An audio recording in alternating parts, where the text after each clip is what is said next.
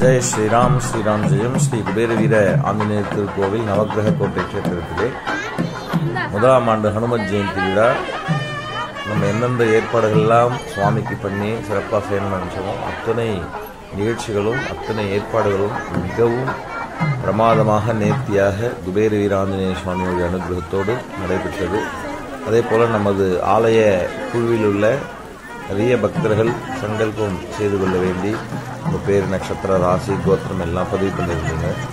அதுக்கான சேவா கட்டணங்கள்லாம் செலுத்தி அதையும் சுவாமிக்கு அவ்வப்பொழுது யாகத்திலும் யாக சங்கல்பத்திற்கு சொன்னவர்களுக்கெல்லாம் யாகத்திலும் சகஸ்ரநாமார்ச்சனை மற்றும் பொதுவாக சங்கல்பத்துக்கு சொன்னவர்களுக்கெல்லாம் நேற்று மாலை துளசி சகஸ்ரநாமார்ச்சனை செய்யும் பொழுதும் சிறப்பாக அத்தனை பேருடைய குடும்பத்தாருடைய பெயர், நட்சத்திரம், கோத்திர ராசிலாம் சொல்லி சிறப்பு பிரார்த்தனைகள்லாம் பண்ணி ஷோடசோபசார தீபாராதனை நடைபெற்று அதைத் தொடர்ந்து 16 வகையான தீபாராதனை செய்து திருத்தேரில் ராஜ அலங்காரத்தோடு சுவாமி பவனி வந்தார்.